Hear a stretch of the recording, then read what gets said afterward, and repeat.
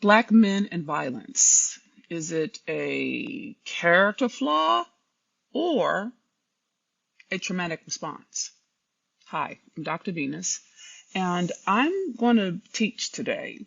Today is a teaching day, and I want to slow it down to break it down in terms of the historical trauma that Black men live with on a day-to-day basis that doesn't get characterized as trauma. It gets characterized as a character flaw. Now, before I go all the way in, you may want to grab a pen and pad because this is a teaching class. Today, I'm Professor Reese.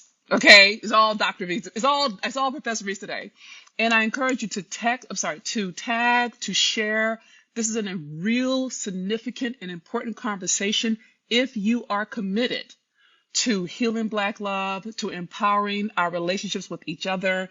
If you're committed to, if there's a Black man you love, it could be your daddy, it could be your baby, it could be your boo. You may want to have them be here to get trained, to get educated by a PhD from Stanford. Okay? And this is not a debate. Let me help you understand. This is not a debate, so I have no interest in your opinions. I'm not interested in that. There are plenty of other places you can go to spew your venom about what you think and don't think. That's not this. I came to teach. And if you're not interested in learning, you need to go away. There's no need. I'm not interested in fighting you about what you think is right or wrong. I have no value for that. I have no dog in that fight. So please help me help us by taking your opinion on another platform if it doesn't empower us. My intention is to heal Black love. That has nothing to do with your opinion. Okay? So if you're not about that life, if you're not about Black love, then please go away. I respect you enough to tell you up front, you're not welcomed here. No slam. It's just that I wouldn't be welcomed at a KKK party. So you're not welcomed here. So let's just get that gone. All right?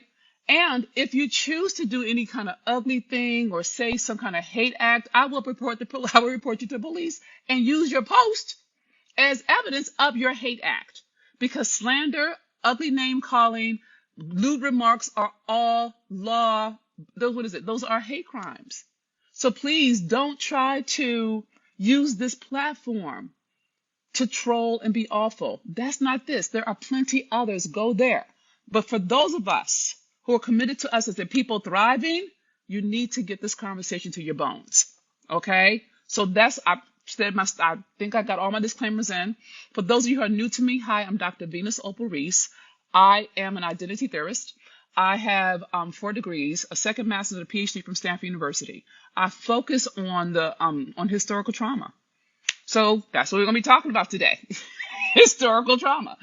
And I used to live on the streets. I come up in violence. And I prayed a prayer. My ninth grade math teacher saved my life. And eventually I graduated from Stanford with 2 degrees, like a bunch of degrees, right? And I was able to take all my survival, turn it into systems, really, that grossed me over $5 million in less than 6 years. And what I'm doing now is I'm focusing my multi-million-dollar brain trust on healing the broken trust within the Black community that doesn't allow us to thrive emotionally and economically. So that is what that's who I am. That's what I do. I talk. I cry. I curse and I pray sometimes in the same breath. Okay? And we'll see how it looks, right? But I just want you to be prepared for that. So if you're easily offended, you may want to leave me now, because if I get hot, I'm probably going to cuss or use colorful language. Okay? So go ye forth to multiply. You've been forewarned. And for those of you who are with me to learn, we're going to be here for a minute. So my request is you stay with me throughout the whole conversation. Okay? Because I got to get in like 3 or 4 major points to get it all to come together. If you're not here to learn, then go away.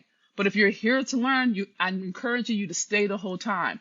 I don't know how long it's going to be. It'd definitely be less than an hour, but it'd probably be more than 20 minutes. So I just want to give you some sense of it. And I have my notes because I really wanted to unpack this whole notion of character flaw versus trauma responses. Okay, God?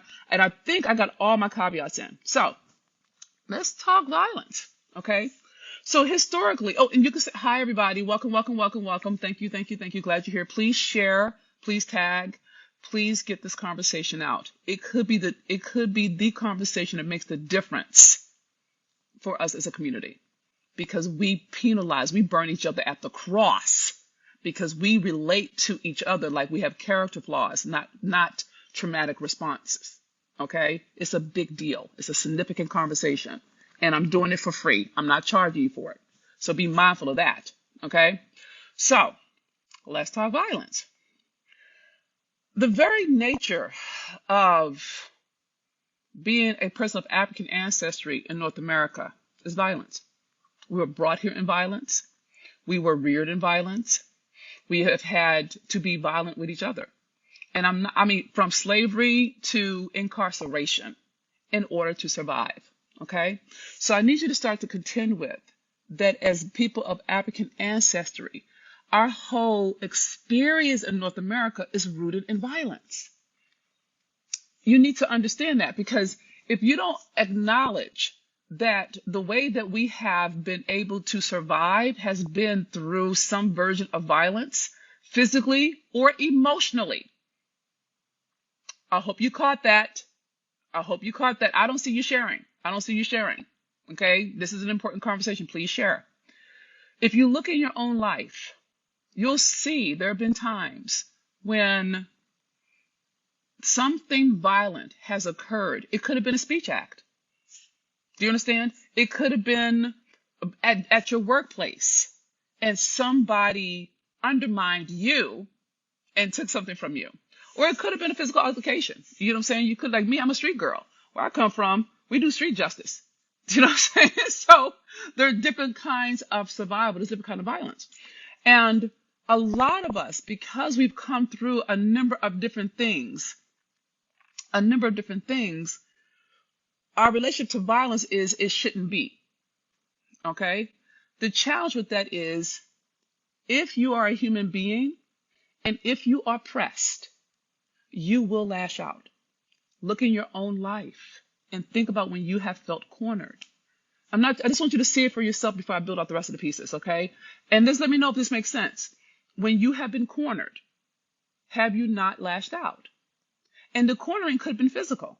I don't like closed spaces. As a girl from the streets, I can't sit. I need to see the door. Do you understand? I need to see the door, right? Because I am not trying to be caught. It can't get out. But I'm saying that to say that the very nature of being a human being is that when you're threatened, you will survive. Now, this is what's important to know about threats. Threats can be real or imagined. That was preach, God. I pray that this is making sense. I pray that this is getting through. Okay? It doesn't have to be real. Oh, thank you, Paul. Thank you for such Paul just sent me 50 stars. Thank you for such tangible support. I appreciate you. The thing I want you to hear is this. A threat doesn't have to be real to feel real. Okay? So look at it this way. Think about driving your car. Okay? You're driving your car and another car or truck swerves towards your lane. And your foot pumps the brake. And your hands go on the steering wheel to move you out of harm's way. Okay? And when you look back, you realize it wasn't a truck or a car at all. It was a bird flying low. But your physiology took over. Your physiology took over and said, uh-oh, I'm in danger. Let me get out of danger's way. That is a physiological response to a threat, real or imagined. Look in your life. You have to see this in your life before you can hear the rest of this. Let me know if you're seeing, if this is making sense. Welcome, everybody. I'm glad you're here. Let me know if this is making sense in terms of really starting to contend with the notion of the physiology of survival. Okay? Okay, thank you for the hearts. Thank you for the smiley faces. Okay? So this is the thing I need you to hear, is that there are different kinds of threats. There's a threat to your money. There's a threat to your body. There's a threat to your life. There's a threat to your love. And there's also a threat to your identity.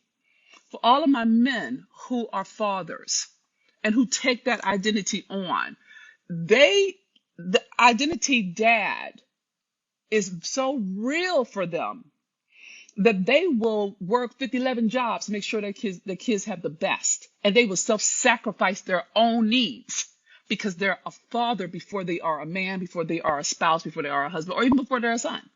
There are some sons who are their identity is son. is that they will take care of their mama even when their mama not good to them. Does it make sense? It's a real word, okay? Because the identity, how you see yourself, who you know yourself to be, is as real as your physical body. Okay? I hope that's landing. Someone let me know if that did that land? Let me know to say it landed. That way I can tell.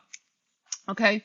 And so my point is, what I'm asking us as people of African ancestry from North America specifically, but we can do the diaspora, is to start to contend with that we have identities that get threatened, and they feel as real as if there's a gun to your head. Look in your own real life to see it. Oh, thank you, Goda. I appreciate that. Okay, look in your own real life. If you could think of a time when you have felt like somebody was coming at you and you found out, oh, they weren't. Or you feel like someone is trying to take something from you and you find out, oh, they didn't. Or you feel like somebody is trashing your name and you find out later they weren't. I need y'all to get into that space so you can hear the rest of this, okay? You have to be able to see in your own self something before you can see it in somebody else. If you want to have great relationships with your children, you have to see it in yourself before you say it to them. Because if you can't see you doing it, you won't have compassion for when they do it. Okay? If you're in a love relationship and you say you want to be in love, but you can't relate to what that person's going through, you got to map it onto yourself first. You got to map it onto yourself first. You can't see it from the outside. You got to get inside. You got to walk in someone's shoes for real, in order to feel them, to get an understanding of them as a human being. Okay? So my whole point is this. If you can take the case that we as Black people are related to as non-human, then we don't have permission to get mad. We don't have permission to get angry. We don't have permission to lose our temper. We don't have permission to flex. We have no permission to defend or protect. We have none. Look at history. Don't take my word for it. Look at history. I just need you to see this from a larger perspective, that as human beings, Black people, we don't score. You understand? We're supposed to be able to take it. Yes, master. Yes, master. Ha ha, master. Yes, master. We're supposed to be able to take it no matter what or from whom. And if we do anything that's not respectable, we lose everything. The punitive consequence is steep. We lose respect, we lose money, we lose credibility, we lose access, we lose everything. If you think about Muhammad Ali saying, I am not going to go fight in Vietnam for a country that won't defend me. And they blackballed him. Y'all know this story. They blackballed Muhammad Ali for years. Okay? For years. And because they blackballed him, he couldn't play box. And when he finally could box, it was years later, and it took a toll on his body, which made him get sick from all of the pounding. Do you see what I'm saying? But he got punished for saying no. He got punished for saying, no, I'm not going to go fight in your war. I'm not doing it. And there was punitive consequence for him. When Whoopi Goldberg didn't wear her hair straight, Black people came for her like crazy. They said she was ugly. They said that she was too dark. I mean, we could run this. Do you understand? When President Obama didn't do what respectable Black liberals thought he should have done, they dragged him through the mud. Tavis Smiley, Cornel West, no shame to it, but because they weren't doing it the way that they thought he should have done it, they blackened his name. I want you to hear punitive consequence, because when you as a Black person are not respectable, the people who come for you are Black people. White people punish. Black people, we crucify. And we crucify our own because we think it means something about us. It's a reflection on us. And that's only because historically we have not been related to as people who have different kinds of feelings and hurts. So I need you to hear all of that before I get to this. Are we clear? Thank you. I know, but it's important to say, Rachel, because it is heartbreaking. But we don't relate to each other as human. We make people gods, not humans. As human beings, you have the full spectrum of your emotions. But when a white man loses his temper, or when a white woman starts to cry, we grant them grace. We're fine with that. Let a white woman start crying, and we're like, oh, you know what I'm saying? It's like, how can I say it? The world stops when a white woman cries. Do you see what I'm saying? Like, or if a black man looks a little bit like, oh, then it has an impact on, how can I say this, God? Let me say it beautiful. It positions us as less than human because as a human being, we shouldn't feel. And we shouldn't be out of control. Oh my God. Okay? So, prayerfully, you can hold that. Okay? So hold that context so you get an understanding that historically we have been treated as less than human. So as a person, as a body, as a social being that who's not related to as a human, then when we have human responses, it's like big news because we're not fitting into the roles anymore. Do you see what I'm saying? And so I want to talk to you about, let's take the case that you and I are human. Oh my God! Let's take the case that black people get angry, get pissed, get hurt, need support, need therapy, need a hug. You know what I'm saying? There's this organization I love. It's called Black Men Heal. They sent me this t-shirt. Black men need hugs. I love this t-shirt. I wish I had my camera angle so you can see it better. But I wanted, it's a great t-shirt. But I listed them as a resource for our men. Okay? And so my point is, we're human beings. And I want to talk to you about violence within the black community from a historical perspective. Okay? Because it makes a difference for us to know that as we watch the world turn a human exchange into something sensational. I'm not doing sensationalism. I'm doing substantive. I'm doing substantive content. Okay? So with that being said, I want to talk to you about historically how violence has been positioned against us. And I want you to see how that behavior that we were born inside of in terms of the belly of white supremacy has become ingested into our way of exacting justice because of the systems of oppression we live inside of that don't allow us to be human beings. So I want to talk to you about slaps, beats, and stomps. Okay? And I want to talk to my men specifically. My women, y'all should listen in. But fellas, let me know how this resonates with you. Okay? Let me know how it resonates. Let me say this first. I'm doing an event called Healing Black Love, Manifesting Millions Together. Okay? It's coming soon. We'll be doing it soon. But I'm going to deep dive on it there, but I got to get it started here to make this make sense. So, black women have a historical wound around being heard because our cries weren't respected. Our no's weren't respected in the plantation household. Black men have a historical wound around being respected because they were rendered powerless and helpless in the face of white supremacy in terms of being able to be accountable and responsible and protect and provide for their families. Okay? Those wounds are still with us today. They show up a lot of ways for black women looking strong or being strong. That is not a character trait. That is a survival strategy. Okay? It shows up in terms of black men needing to be respected. So the way that looks is that black men are organized around respect. Okay? And it means something very, very different for black men than it does for any group in the world because they have been rendered helpless and powerless historically and been positioned as less than in every decade since 1619. Okay? So it's a big, big, big deal. There's a wound that black men carry that they don't know they carry. Thank you, Jude. I love you for that.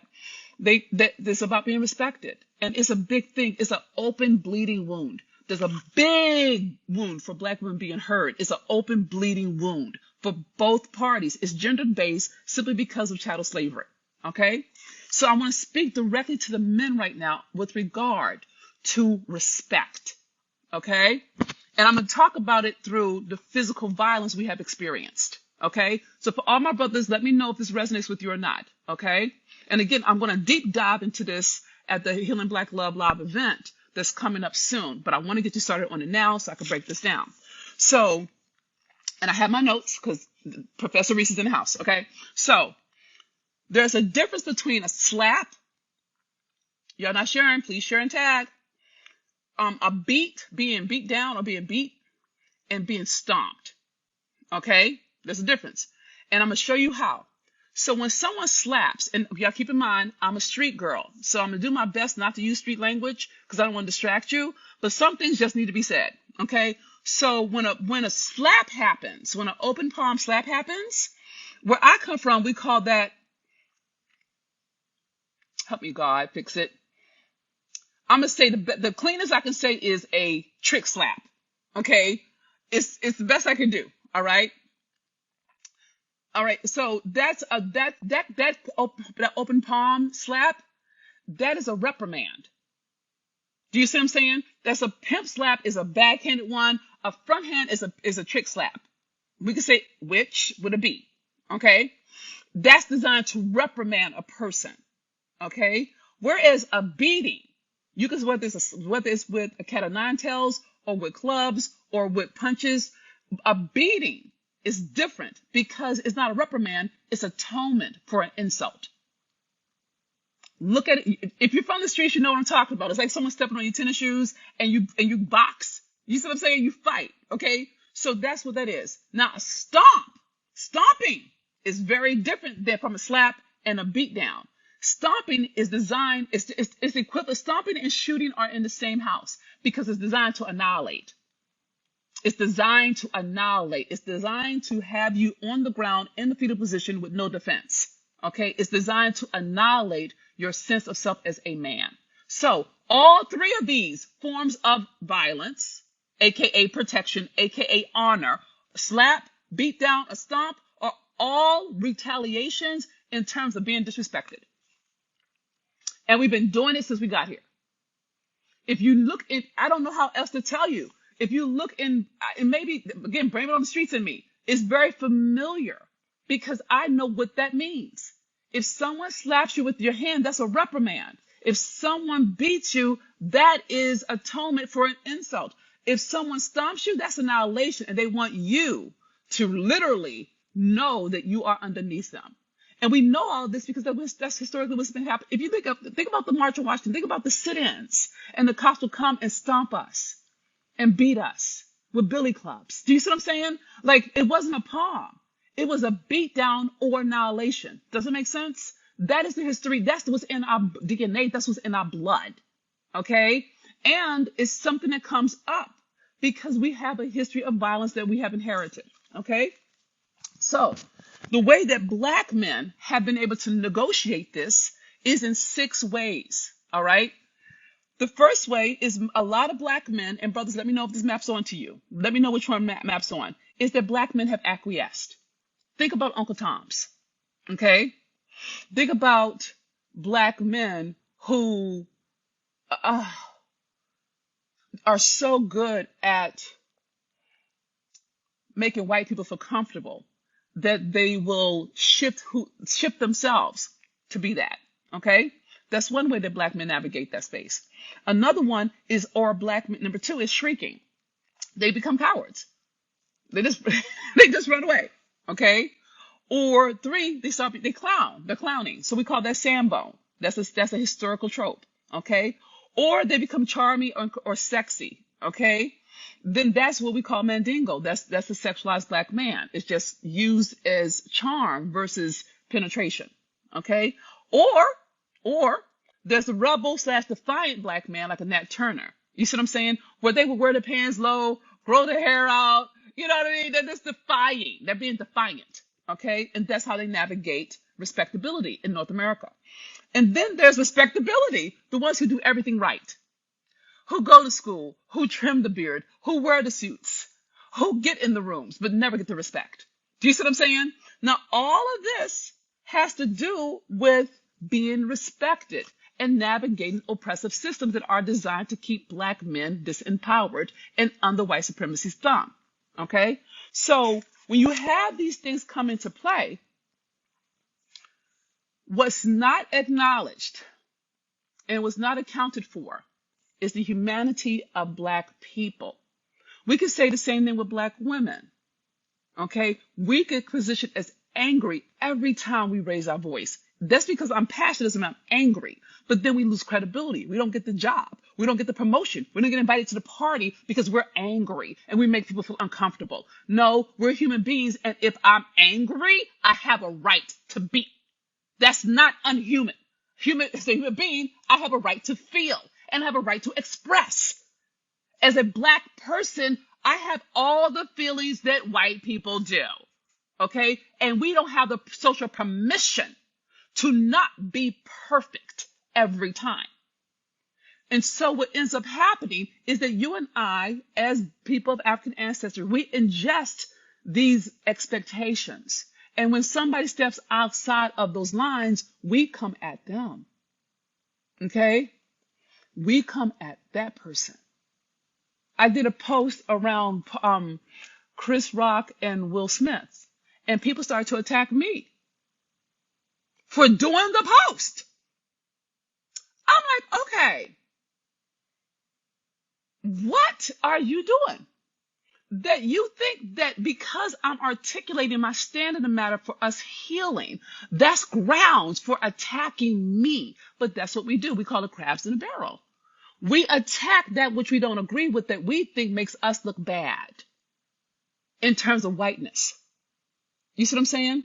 And this is what I want you to start dealing with, is that as Black people, in my opinion, we have trauma. I don't think that's bad. I think that's honest. We have trauma. We have trauma that's historical. We have trauma that's cultural. We have trauma that's social. And it's unrealistic to think that we don't have the scars that come from it. Do you see what I'm saying? So let's just take this look at the Will Smith and Chris Rock. I hope I said it right. Yeah, I think that's the right one. I hope it's right? Let's just look at that.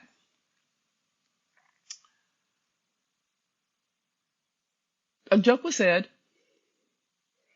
Will laughed. Jada frowned. There's rumor has it that there was an exchange with them. Will got up, slapped Chris, came and sat back down. Okay? And then he started to scream what he needed to say. All right? I'm saying this as a theorist. Okay? And I've been in recovery for 35 years as a person who has been slapped, beat, this violence out the woo-woo. All right? As a person who actually practiced in trauma and really tending to that. Okay?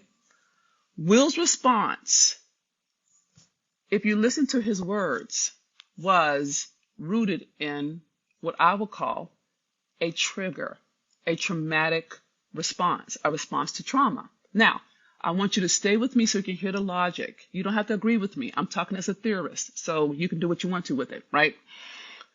Will Smith's father used to abuse his mother. In his book, Will, you can go read it for yourself. Don't take my word for it. It's your own revelation. He talks about how when he was 9 years old, he saw his father hit his mother, and she started to bleed out of her mouth, right? And he talks about feeling like he didn't do anything. You understand? At 9, he thought he should have defended her.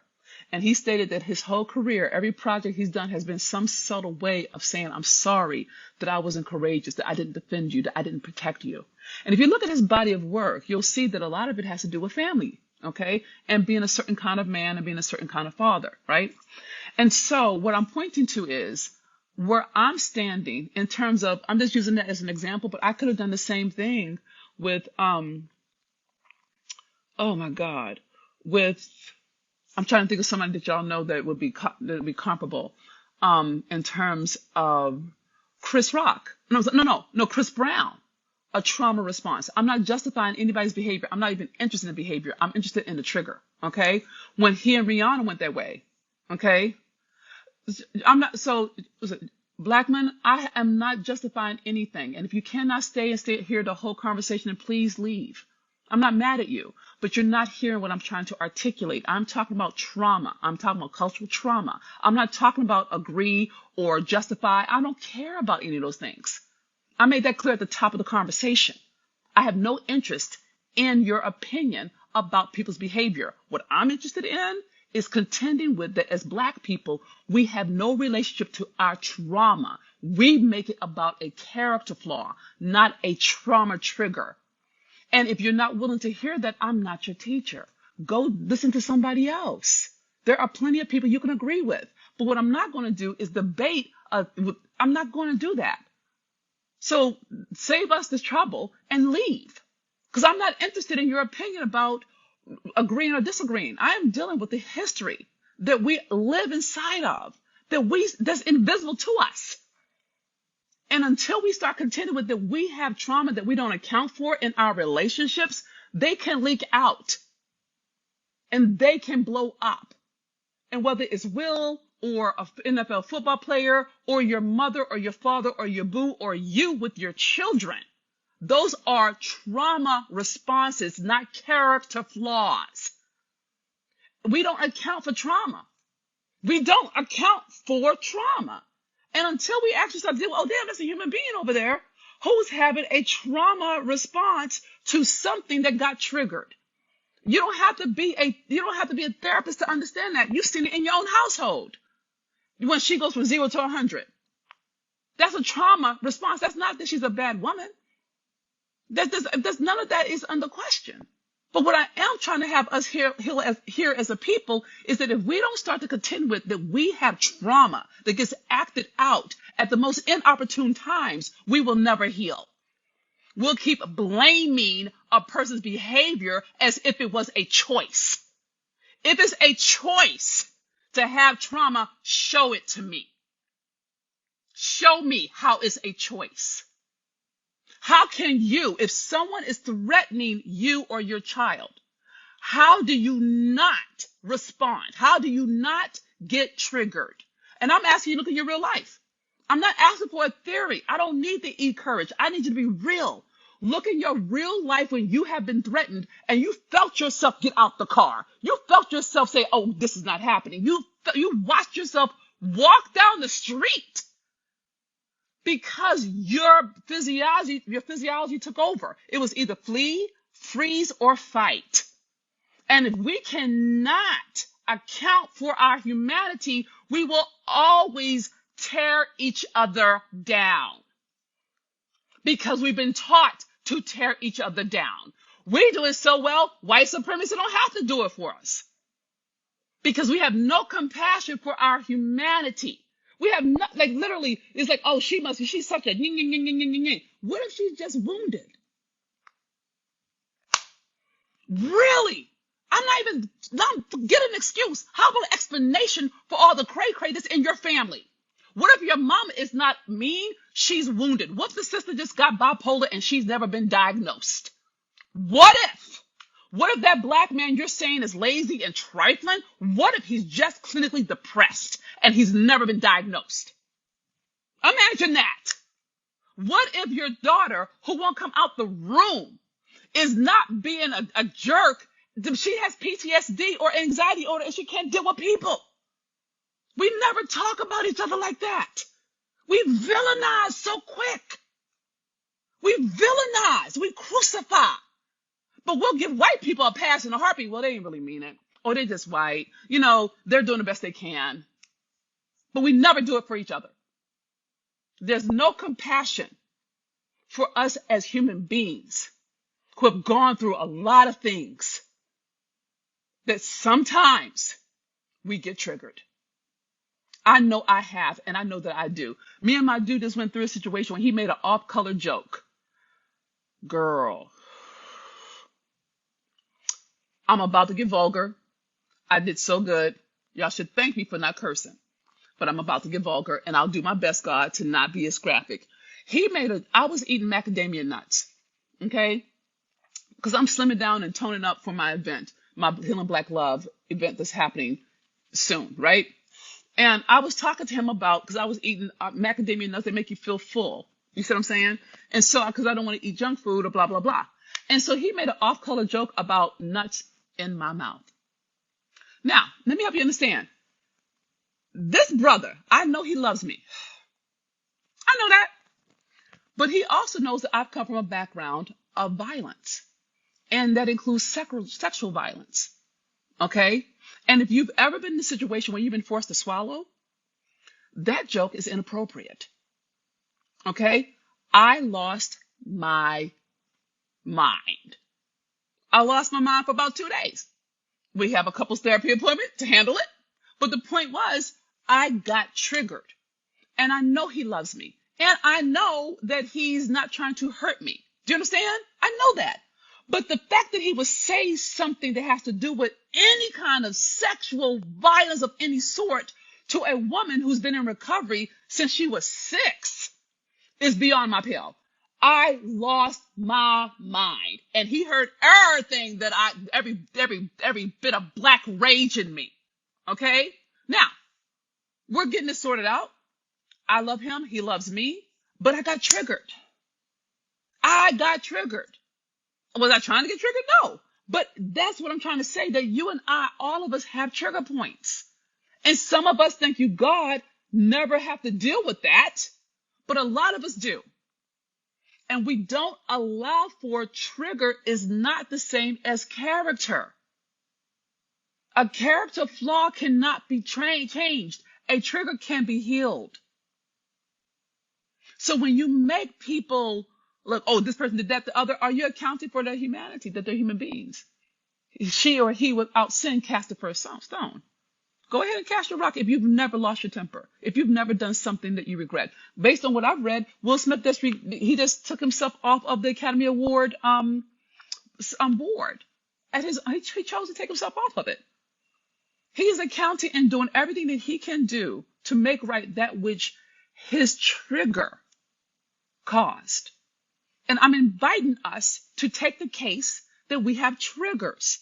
That when you're fighting with your baby or when you're upset with your boo, that it's not that you and the person you love are fighting, your wounds are fighting. Your wounds are.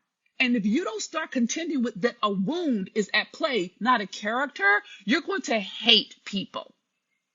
Because you'll think that they're being malicious and awful and trifling when no, they're in a reaction, they're not present, the amygdala has hijacked the bejesus out of them, and right now, the physiology has taken over and their physiology taken over has run the show. Okay? Now, for those people who say that's an excuse, this is what I need from you. I need you to really go live in your life. I'm not kidding. Go live in your life and go get triggered. Let somebody trigger you. Just try it. Go lose your temper. Go talk to someone you love and they say something foul to you, or don't return your money, or they'll fire you without your consent, anything. And then see what your body does. See what your body does. Don't take my word for it. I need Black people who are committed to healing to stop lying to ourselves about being well. Being wounded is not a weakness. But if you're in denial about your own ability to be able to recover quickly, then how will you ever be able to see it in your child? How? We can't win cutting each other down. We can't. So either we're going to take on, okay, we have learned from oppression that we don't have a right to feel or do anything that's not respectable, because that is how we survived in North America. If that's the case, then what we have to take on is healing among ourselves. And if you're not committed to healing, I'm not your teacher. That's okay. Go be with the haters and the candlestick makers and do that. But on my page, on my watch, we heal. And we have the courage and the bravery to say, I made a mistake, or I did something that didn't work, or I was wrong. Forgive me. Forgive me. I'll do my best to make it right. That is courage. That is dignity. That is not, oh, I didn't mean to. Oh, I'm sorry. All that is just smokescreen and not being responsible for the impact. But when a Black man can say I was wrong in front of the world and apologize for the impact his trigger had on all the people around him, his family, the Williams sisters, all of the things. He has my respect. And I don't care about your agreement. That's as far as I'm concerned, you can keep it. What I value is a brother who's willing to heal, not someone who's trying to be perfect. Because there's no way that can happen. So I'm saying all that to say, I'm inviting us to bring this to our lives. Do you understand? Inviting it to bring it to our community as Black people who are committed to thriving together emotionally and economically. I can teach you how to make the money, but it will make no difference if emotionally you're pointing a finger and invalidating others for being human beings. It will make no difference. You might as well be a member of the KKK as far as I'm concerned. Because I am not letting them win. They have trained us to hate ourselves and to cut each other down so they don't have to look like the bad guy. Not on my watch.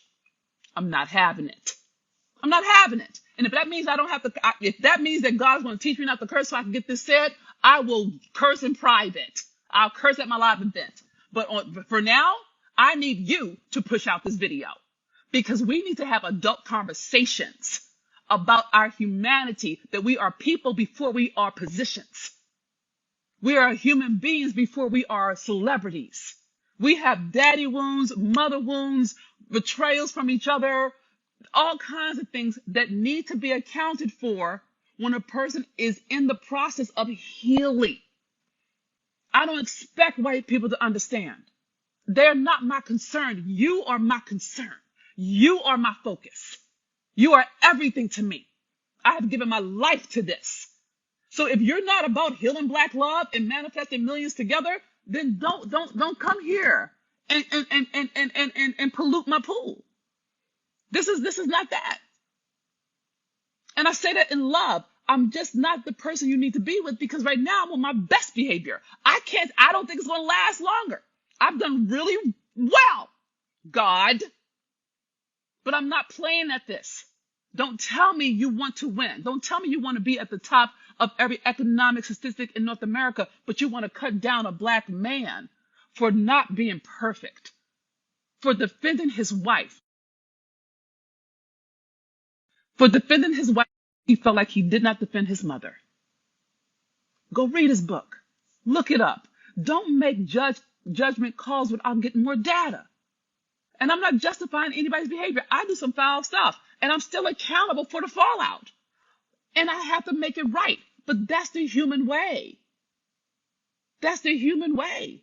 But if we don't start to deal with the fact that we have trauma as a culture, and it leaks out at the most inopportune moments, we will always be at the bottom of every economic and social statistic in the world.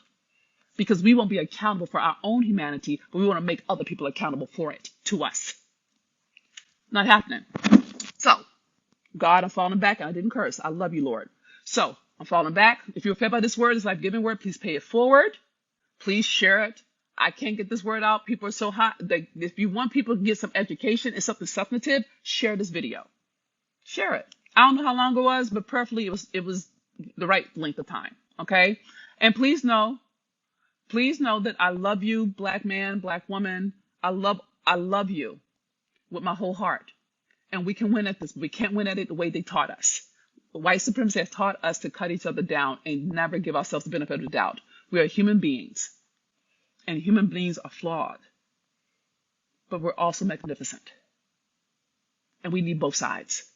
So please, if you were fed by this word, this life-giving word, this life-affirming word, please pay it forward if you're committed to healing. If you're committed to being right about your opinion, I'm not your teacher. Okay? So leave me so I don't have to curse you out, because I will. And I did good today. So know that you're loved. Black man, Black woman, my family, I love you. In the agape way, you are God wrapped in flesh. You are the Alpha and the Omega, the beginning and the end, the head and not the tail. You are the lender, not the borrower. You are the righteousness of God. That is who you are. That is all I see. That is all I relate to. You are perfect, whole, and complete. You can do nothing wrong. You are God wrapped in flesh. And I love you with every ounce of blood in my bones. Okay, this is Dr. Venus. I love you, sis. I love you, bro. I love you, allies. I love you, fam. Thank you for amplifying my word. Please share this video, and goodbye for now.